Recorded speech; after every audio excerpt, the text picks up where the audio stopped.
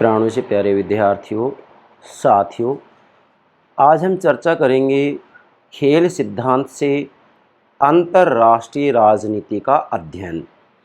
अर्थात अंतर्राष्ट्रीय राजनीति, अंतर्राष्ट्रीय संबंधों, अंतर्राष्ट्रीय घटनाओं, घटना चक्रों को हम गेम थ्योरी अर्थात खेल सिद्धांत के माध्यम से कैसे समझें। और मैंने आपको बताया था कि अंतर्राष्ट्रीय राजनीति में अनेकों सिद्धांत उपागम दे दिए गए हैं, जैसे कि परंपरागत उपागम है, यथार्थवादी उपागम है, नव यथार्थवादी उपागम है, अंतर्राष्ट्रीय व्यवस्था का सिद्धांत है। लेकिन इन सभी सिद्धांतों उपागमों के माध्यम से अंतर्राष्ट्रीय राजनीति के अंतर्गत जो संघर्ष होते हैं, अंतर्राष्ट्रीय राजनीति के अंतर्गत राष्ट्र राज्यों में जो प्रतिद्वंदिता होती है, जो द्वंद्व होते हैं, उनको नहीं समझा जा रहा था। इसलिए ऐसे में खेल सिद्धांत का प्रतिपादन किया गया। मतलब अंतर्राष्ट्रीय राजनीति में संघर्षों को, प्रतिद्वंदिताओं को समझने के लिए खेल सिद्धांत का प्रयोग किया गया। और खेल सिद्धांत वास्तविक रूप में देखा जाए तो निर्णय निर्माण सिद्धांत और संचार सिद्धांत से घनिष्ठ रूप में संबंधित है, जिसमें निर्णय निर्माण सिद्धांत तो मैंने अपलोड कर दिया है, संचार सिद्धांत अभी अपलोड करना बाकी है। तो आज आपको ये समझना है कि खेल सिद्धांत के माध्यम से, गेम थ्योरी के माध्यम से अंतर्राष्ट्रीय राजनीति का विश्लेषण कैसे किया जाए, उसे कैसे समझा जाए। खेल सिद्धांत का प्रयोग न केवल अंतर्राष्ट्रीय राजनीति में किया जाता है, बल्कि राष्ट्रीय राजनीति को समझने के लिए भी खेल सिद्धांत का प्रयोग किया जाता है। राष्ट्रीय राजनीति को खेल सिद्धांत के माध्यम से कैसे समझा जाए, इसके लिए मैं अलग से लेक्चर अपलोड करूंगा और वो प्लेलिस्ट में डालूंगा। मैं पॉलिटिकल थ्योरी में, राजनीतिक सिद्धांत में, ये अंतर्राष्ट्रीय राजनीति की प्लेलिस्ट में अपलोड कर रहा हूं मैं। ठीक है बेटा, तो ध्यान दीजिएगा। खेल सिद्धांत से अंतर्राष्ट्रीय राजनीति का अध्ययन, लेक्चर नंबर 23, पार्ट नंबर 3। मतलब खेल सिद्धांत के ऊपर ये तीसरा लेक्चर चल रहा है हमारा। कौन सा लेक्चर है बेटा? ये तीसरा लेक्चर है। किसके ऊपर? खेल सिद्धांत के ऊपर ही। मैं ये भरसक प्रयास कर रहा हूँ कि मैं आपको अंतर्राष्ट्रीय राजनीति इस रूप में समझाऊं कि मेरे प्राणों से प्यारे विद्यार्थियों को इधर उधर भटकने की आवश्यकता नहीं हो।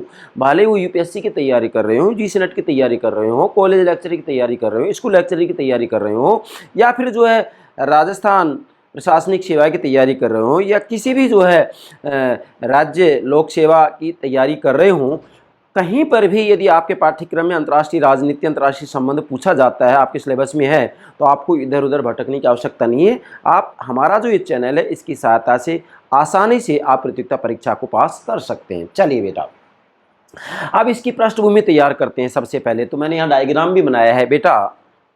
सबसे पहले तो ये बात आपको क्लियर हो जानी चाहिए कि अंतर्राष्ट्रीय राजनीति को, अंतर्राष्ट्रीय संबंधों को ठीक से समझने के लिए हमें 3 बिंदु अच्छे से समझ लेने। नंबर 1, अंतर्राष्ट्रीय राजनीति का जो प्राथमिक अभिनेता होता है, इकाई होता है, कार्यकर्ता होता है, एक्टर होता है, वो कौन होता है बेटा?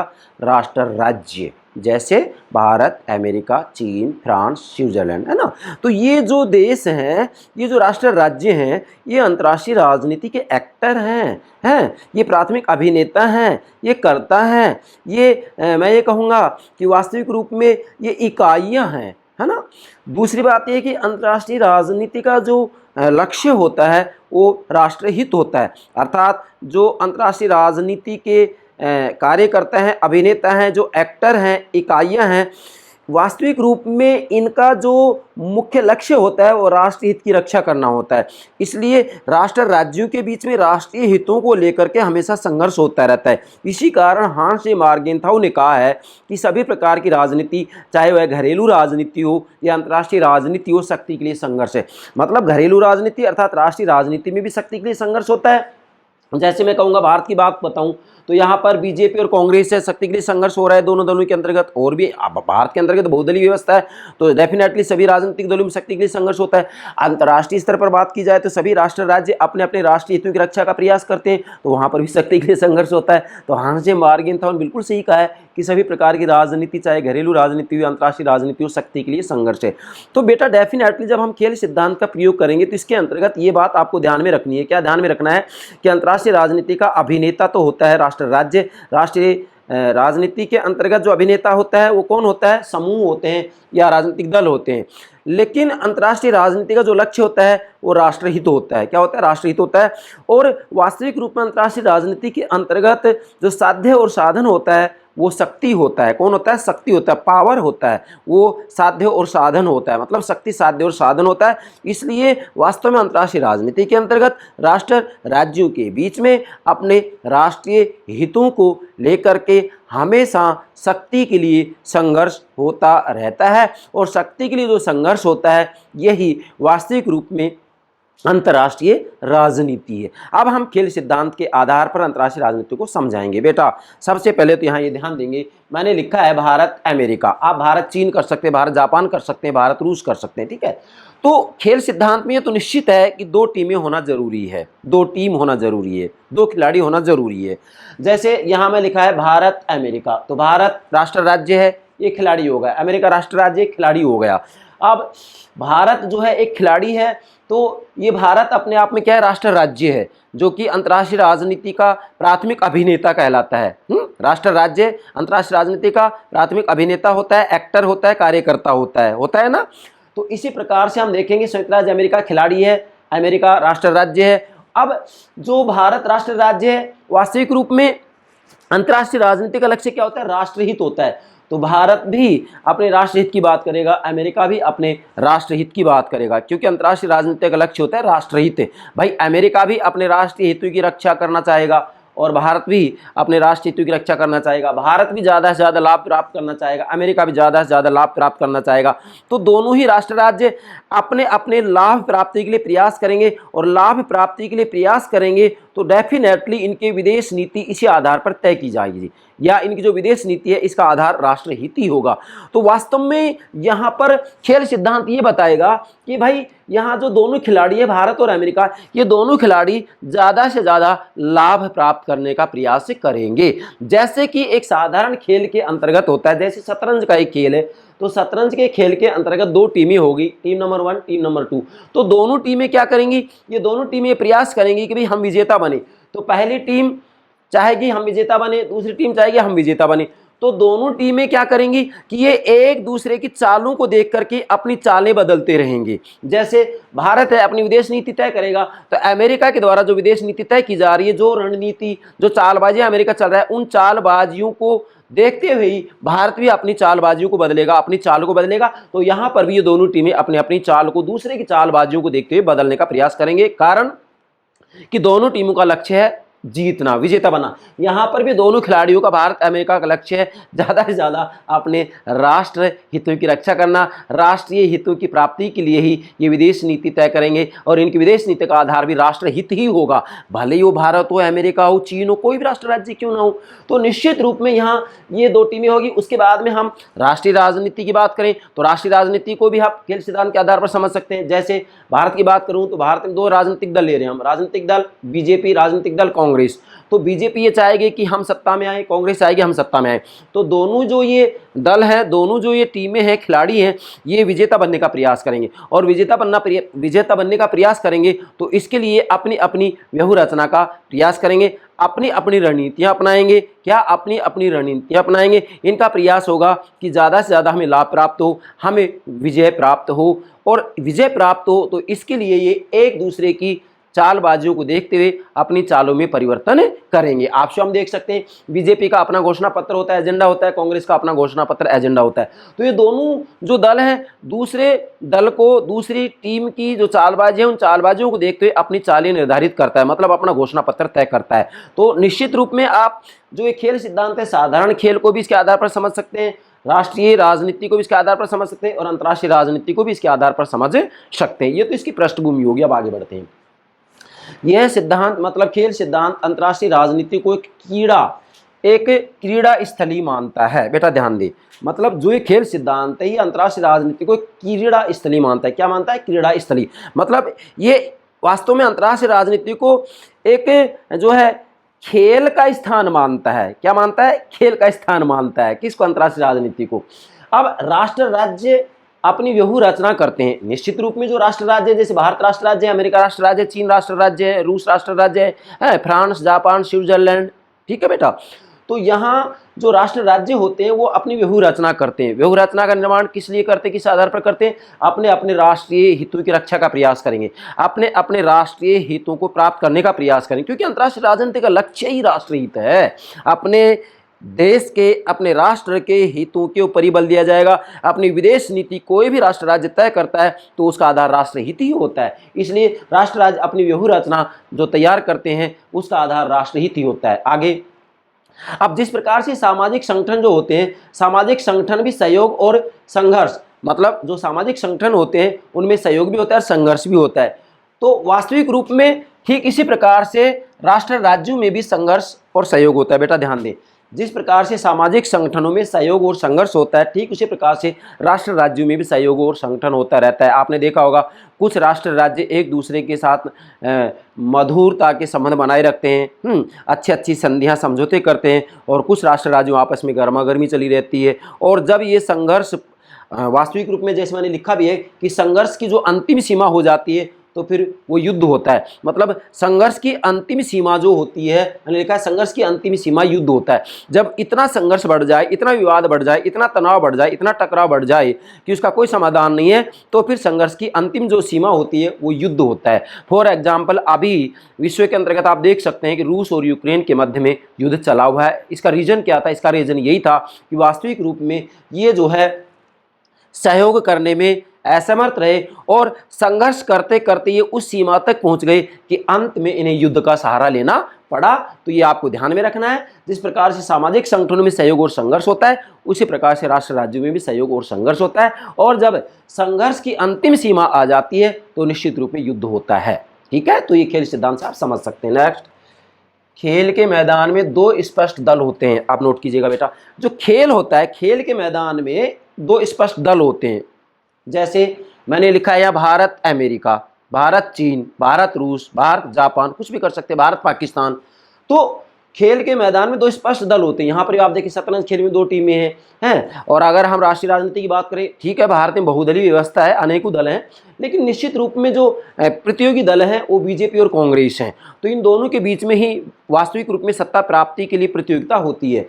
तो यहाँ मैंने लिखा है खेल के मैदान में दो स्पष्ट दल होते हैं, प्रतिद्वंदिता होती है, इनमें प्रतिद्वंदिता होती है। ये अपने राष्ट्र हित की बात करेगा, ये अपने राष्ट्र हित की बात करेगा। कौन? अमेरिका अपने राष्ट्र हित की बात करेगा, भारत अपने राष्ट्र हित की बात करेगा, बीजेपी अपनी जीत की बात करेगा, कांग्रेस अपनी जीत की बात करेगा। शतरंज की दो टीमें हैं, ये अपनी जीत की बात करेंगे, अपनी जीत की बात करेंगे। ठीक है बेटा, तो प्रतिद्वंदिता होती है और प्रत्येक दल विजय चाहता है, विरोधी को पराजित करना चाहता है। निश्चित है कि भारत अमेरिका को पराजित करना चाहेगा, अमेरिका भारत को पराजित करना चाहेगा। शतरंज की टीम में दो टीमें हैं, पहली टीम दूसरी को पराजित करना चाहेगा, दूसरा पहली को पराजित करना चाहेगा। इधर राष्ट्रीय राजनीति की बात आएगी तो बीजेपी चाहेगा कि कांग्रेस को पराजय हो, कांग्रेस चाहेगा कि बीजेपी को पराजय हो। निश्चित रूप में ये बात आपको देखने के लिए मिलेगी। इसलिए यहाँ प्रतिद्वंदिता होती है और प्रत्येक दल विजय चाहता है और विरोधी को पराजित करना चाहता है। निश्चित है, ये खेल सिद्धांत स्पष्ट रूप में बता रहा है कि जब किसी भी खेल के अंतर्गत वास्तविक रूप में दो टीमें होती हैं, दोनों टीमों का प्रयास होता है कि एक टीम विजेता बने। मतलब दोनों टीमें चाहेंगी कि मैं विजेता बनूं, पहली टीमें चाहेगी मैं विजेता बनूं, दूसरी टीमें चाहेगी कि मैं विजेता बनूं। तो इसके लिए क्या करते हैं, फिर ये अपनी अपनी व्यूह रचना तैयार करते हैं, अपनी अपनी व्यूह रचना तैयार करते हैं। जैसे सामान्य खेल है, मान लीजिएगा मैं यहाँ पर ये कहूँ खो खो का खेल है, क्रिकेट का खेल है, वॉलीबॉल का खेल है, तो इसमें दोनों जो टीमें होती हैं निश्चित रूप में वो विजेता बनने का प्रयास करते हैं। और एक टीम दूसरी टीम की जो चालबाजियां होती हैं उन चालबाजियों को देखते हुए अपनी चालों में परिवर्तन करते हैं। नेक्स्ट, इस सिद्धांत में विश्वास रखने वाले, मतलब खेल सिद्धांत में विश्वास रखने वाले मॉडल बनाते हैं। अब ध्यान देंगे बेटा, खेल सिद्धांत में विश्वास रखने वाले जितने विद्वानों के नाम मैंने लेक्चर नंबर 23 पार्ट नंबर 1 में नोट कर दिया है। मॉडल बनाते हैं और इसे अंतर्राष्ट्रीय राजनीति के अध्ययन पर लागू करते हैं। मतलब खेल सिद्धांत में विश्वास रखने वाले वास्तविक रूप में इसके लिए प्रतिमान बनाते हैं और इसे अंतर्राष्ट्रीय राजनीति के अध्ययन पर लागू करते हैं। खेल सिद्धांत के प्रकार और प्रतिमान मैंने पिछले लेक्चर में अपलोड कर दिया है, अर्थात लेक्चर नंबर 23 पार्ट नंबर 2 में आप देख सकते हैं। खेल के प्रकार और प्रतिमान ये सब मैंने समझा दिया, तो यहाँ उनको दोहराने की जरूरत नहीं है। अब आगे बढ़े बेटा, वास्तव में जो ये मॉडल बनाते हैं, इस मॉडल में शक्ति, निर्णय, विवाद तथा सहयोग प्रमुख अवधारणाएं होती हैं। नोट करें, मतलब जो ये मॉडल बनाया जाता है क्या जो ये मॉडल बनाया जा रहा है, इस सिद्धांत विश्वास रखने वाली विद्वानों के द्वारा जो मॉडल बनाया जा रहा है, इस मॉडल में विशेषकर शक्ति, निर्णय, विवाद तथा सहयोग प्रमुख अवधारणाएं होती हैं। मतलब अगर आपको अंतर्राष्ट्रीय राजनीति को खेल सिद्धांत के माध्यम से समझना है तो इसकी शक्ति, निर्णय, विवाद तथा सहयोग, ये प्रमुख अवधारणाएं, इनको आपको समझना ही होगा। नेक्स्ट, इस मॉडल में राष्ट्रों को राष्ट्रीय हित की पूर्ति के लिए प्रतियोगिता कर रहे खिलाड़ियों के समान समझा जाता है। ध्यान दें, इस मॉडल में मतलब इस सिद्धांत में विश्वास रखने वाले जो ये प्रतिमान बनाते हैं, इन्होंने 5 प्रतिमानों की चर्चा की है, जो कि मैंने पिछले लेक्चर में आपको समझा दिया है। इस मॉडल में राष्ट्रों को राष्ट्रीय हित की पूर्ति के लिए प्रतियोगिता कर रहे खिलाड़ियों के समान समझा जाता है। मतलब इस मॉडल के अंतर्गत जो राष्ट्र होते हैं, ये राष्ट्र हो गए ना, भारत और अमेरिका राष्ट्र राज्य हैं, तो जो राष्ट्र होते हैं वो राष्ट्रीय हितों की पूर्ति के लिए, क्योंकि अंतर्राष्ट्रीय राजनीति का अभिनेता राष्ट्र राज्य है, अंतर्राष्ट्रीय राजनीतिक लक्ष्य राष्ट्र हित है, तो सभी राष्ट्र राज्य अपने अपने राष्ट्रीय हितों की रक्षा का ही तो प्रयास करेंगे। भाई कोई भी राष्ट्र राज्य अपनी विदेश नीति किस आधार पर तय करेगा? राष्ट्रीय हित के आधार पर तय करेगा। राष्ट्रीय हितों के साथ किसी भी रूप में कोई समझौता नहीं हो सकता है। कोई भी राष्ट्र राज्य नहीं चाहेगा कि मेरे राष्ट्रीय हितों को नुकसान पहुंचे, कोई भी नहीं चाहेगा। राष्ट्रीय हित भी 2 प्रकार के होते हैं, प्रमुख हित, गौण हित। प्रमुख हितों में राष्ट्रीय सीमाओं की रक्षा की बात आती है और गौण हितों में विभिन्न प्रकार के जो सामाजिक आर्थिक समझौते होते हैं वो आते हैं। आगे चल करके मैं राष्ट्रीय हित के ऊपर अलग से लेक्चर अपलोड करूंगा, वहां आपको समझा दूंगा ये सारी बातें। चलिए बेटा, राष्ट्रों को राष्ट्रीय हित की पूर्ति के लिए प्रतियोगिता कर रहे खिलाड़ियों के समान समझा जाता है। ठीक है, तो ये खिलाड़ी हो गए, राष्ट्रीय हित की रक्षा का प्रयास कर रहे हैं। अगला है, जिस प्रकार खेल प्रतियोगिता के नियम स्पष्ट और एक निर्णायक होता है। बेटा आप ध्यान दें, यहाँ जिस प्रकार खेल प्रतियोगिता के नियम स्पष्ट और एक निर्णायक होता है, जैसे शतरंज का खेल है, शतरंज के खेल के अंतर्गत स्पष्ट रूप में मैंने लिख दिया यहाँ पर कि जिस प्रकार खेल प्रतियोगिता के नियम, अब शतरंज के खेल के नियम स्पष्ट हैं और इसका एक निर्णायक होता है, रेफरी भी होता है। कोई भी खेल हो उसका एक रेफरी तो होता ही है, चाहे क्रिकेट का खेल हो, वॉलीबॉल का खेल हो, कोई भी खेल हो, कुश्ती ले लो आप, कोई भी खेल ले लो, तो उसका एक डेफिनेटली निर्णायक होता है, एक रेफरी होता है। तो जिस प्रकार से एक सामान्य खेल में प्रतियोगिता के नियम होते हैं और उसका एक निर्णायक होता है, एक रेफरी होता है, एक एम्पायर होता है, उसी प्रकार अंतर्राष्ट्रीय राजनीति में भी नियम स्पष्ट होते हैं जिन्हें हम मानव स्वभाव के प्राकृतिक नियमों की संज्ञा देते हैं। मतलब वास्तविक रूप में यहाँ पर सभी जो राष्ट्र राज्य होते हैं, उन राष्ट्र राज्यों की जो विदेश नीति तय होती है उसका आधार राष्ट्रहित होता है। और वास्तविक रूप में यहाँ ये कहा जाता है कि मानव का स्वभाव स्वार्थी होता है, जंगली होता है, तो राष्ट्र राज्यों का भी राष्ट्रीय हितों की प्राप्ति के लिए वास्तव में स्वार्थ और जंगलीपन के आधार पर ही अपनी विदेश नीति तय की जाती है। निश्चित निश्चित निश्चित व्यक्ति स्वभाव से स्वार्थी, जंगली है, तो राष्ट्र राज्य की अभिव्यक्ति, राष्ट्र राज्य के द्वारा विदेश नीति तय करने वाला भी तो व्यक्ति ही होता है, भले वो राष्ट्रपति प्रधानमंत्री क्यों ना हो, कोई भी क्यों ना हो, मनुष्य ही तो है। तो निश्चित है ये बात, तो नोट करेंगे यहाँ पर, जिन्हें हम मानव स्वभाव के प्राकृतिक नियमों की संज्ञा देते हैं। और अब आगे बढ़ेंगे, यहाँ यूएनओ संयुक्त राष्ट्र संघ रेफरी की भांति देखता रहता है। मतलब वास्तविक रूप में अंतर्राष्ट्रीय राजनीति के अंतर्गत राष्ट्र राज्यों के बीच में, जैसे भारत अमेरिका है, भारत चीन है, या आज आप देखते हैं रूस यूक्रेन है, युद्ध चल रहा है, तो यहाँ पर जो संयुक्त राष्ट्र संघ है वो रेफरी मतलब एम्पायर, रेफरी की भांति देखता रहता है, एक निर्णायक की भांति देखता रहता है। ठीक है, वैसे देखा जाए तो यूएनओ आज हम देखें इतना सक्षम नहीं है कि युद्धों को रोक पाए, नहीं, लेकिन फिर भी हम ये कह सकते हैं कि संयुक्त राष्ट्र संघ एक एम्पायर, एक रेफरी की भूमिका अदा करता है। अगर आप खेल सिद्धांत के आधार पर अंतर्राष्ट्रीय राजनीति को समझे तो यूएनओ को एक रेफरी, एम्पायर की संज्ञा दे सकते हैं, एक निर्णायक की संज्ञा दे सकते हैं।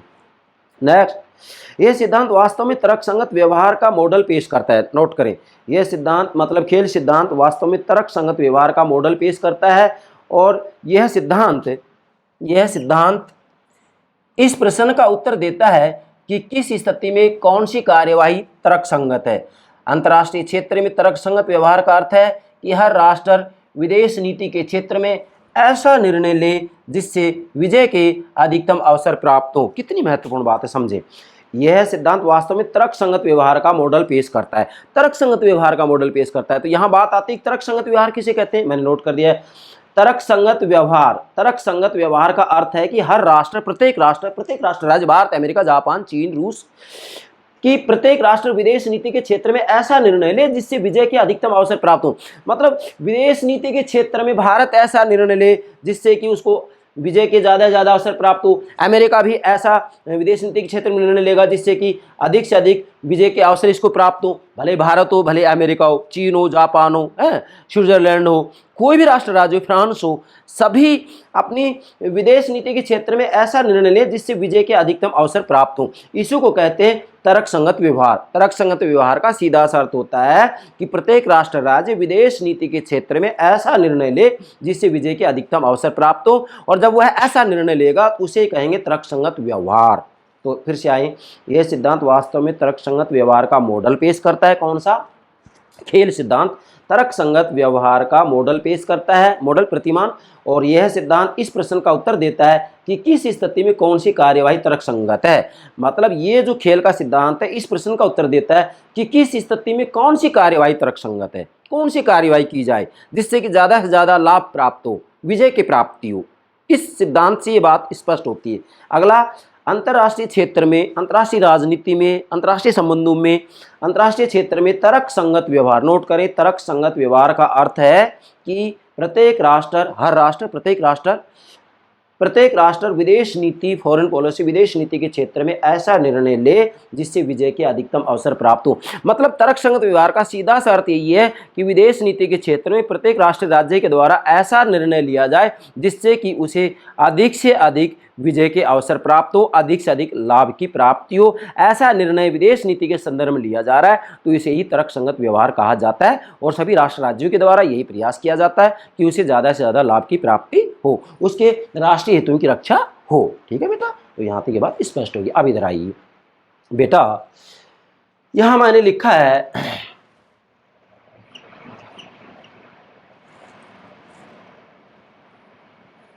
ध्यान दें, सामान्यतया, सामा मतलब सामान्यतया नोट करेंगे, सामान्यतया खेल सिद्धांत, सी मतलब सिद्धांत, बेटा फिर बोल रहा हूं मैं, सामा मतलब सामान्यतया खेल सिद्धांत के समर्थक विद्वानों के नाम मैंने लेक्चर नंबर 23 पार्ट नंबर 1 में नोट कर दिए हैं, समझा दिए, आप देख सकते हैं।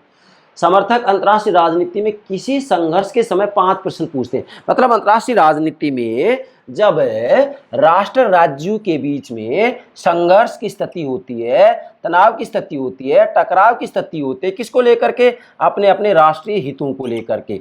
भाई भारत अपने राष्ट्रीय हितों की रक्षा करना चाहेगा, अमेरिका अपने राष्ट्रीय हितों की रक्षा करना चाहेगा, तो निश्चित रूप से संघर्ष होगा। तो किसी संघर्ष के समय 5 प्रश्न पूछते हैं। सामान्यतया खेल सिद्धांत के समर्थक अंतर्राष्ट्रीय राजनीति में किसी संघर्ष के समय 5 प्रश्न पूछते हैं। इन 5 प्रश्नों का उत्तर दिया जा रहा है तो अंतर्राष्ट्रीय राजनीति को समझा जा रहा है। नंबर 1, आपके पास कौन कौन सी युक्तियां हैं? पहला प्रश्न ये है कि आपके पास कौन कौन सी युक्तियां हैं, कौन कौन सी चालें हैं जिसके आधार पर आप दूसरे राष्ट्र राज्य से अपनी बात मनवाएं, या दूसरे राष्ट्र राज्यों को आप पराजित कर सकें, या दूसरा राष्ट्र राज्य पहले राष्ट्र राज्य को पराजित कर सके। क्योंकि यह मूल लक्ष्य यही है, दोनों टीमों का लक्ष्य यही है कि दोनों विजेता बनना चाहते हैं। इसलिए पहला यह है कि आपके पास कौन कौन सी युक्तियां हैं। दूसरा है आपके विरोधी अथवा शत्रु के पास कौन कौन सी युक्तियां हैं। भाई पहली बात एक, आपके पास कौन कौन सी युक्तियां चालें हैं।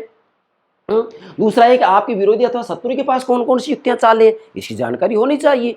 सबसे पहले तो अपने बारे में जानकारी हो, फिर दूसरे राष्ट्र राज्य के बारे में जानकारी हो। जैसे फॉर एग्जांपल भारत है, तो भारत के पास कौन कौन सी युक्तियां हैं, भारत को पता होना चाहिए। फिर दूसरा, आपके विरोधी अथवा शत्रु के पास कौन कौन सी युक्तियां हैं, तो भारत को अमेरिका के बारे में पता होना चाहिए। या भारत का विरोधी जैसे पाकिस्तान है तो भारत को पाकिस्तान के पास में कौन कौन सी युक्तियां, इसकी जानकारी होनी चाहिए। फिर आगे मैंने लिखा है नंबर 3,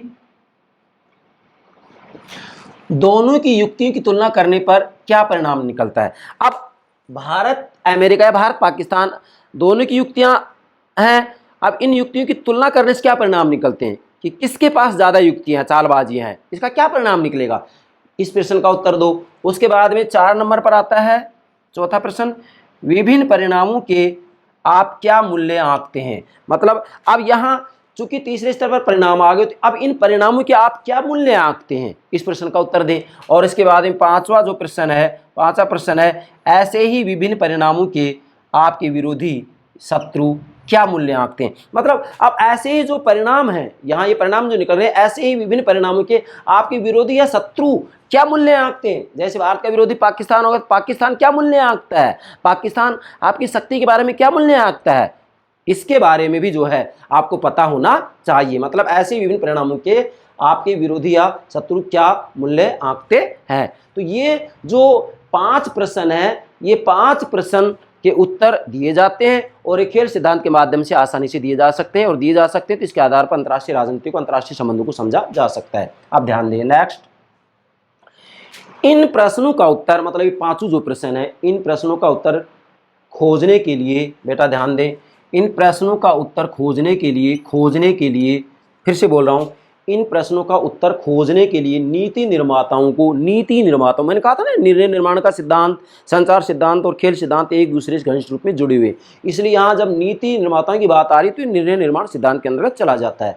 इस प्रश्न का उत्तर खोजने के लिए नीति निर्माता कौन होते हैं? जैसे मान लीजिएगा मैं कहूँ प्रधानमंत्री है, राष्ट्रपति है, मंत्रिमंडल है, राजदूत है, उच्च प्रशासनिक अधिकारी हैं, ये नीति निर्माता होते हैं। तो नीति निर्माताओं को अपनी नीतियों के परिणामों तथा संभावित अनुमानों के बारे में बड़े स्पष्ट निष्कर्ष निकालने पड़ेंगे, तभी पूर्व गणना संभव होगी।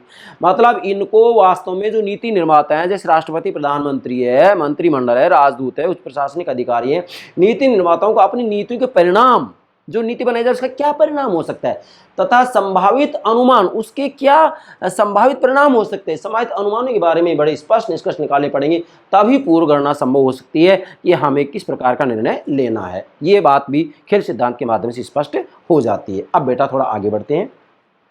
देखो, मार्क्सवादी इस सिद्धांत का प्रयोग साधनों एवं प्रक्रियाओं के रूप में करते हैं। मतलब जो ये खेल सिद्धांत है, इस खेल सिद्धांत का जो मार्क्सवादी उपागम है, मार्क्सवादी इस सिद्धांत का, मतलब खेल सिद्धांत का प्रयोग साधनों एवं प्रक्रियाओं के रूप में करता है। मतलब इस सिद्धांत का प्रयोग मार्क्सवादी साधनों एवं प्रक्रियाओं के रूप में करते हैं।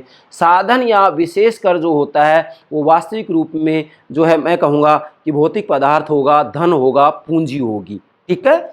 और प्रक्रिया ये है कि यहाँ पर वास्तविक रूप में किसी न किसी रूप में पूंजी के आधार पर संघर्ष होता रहेगा।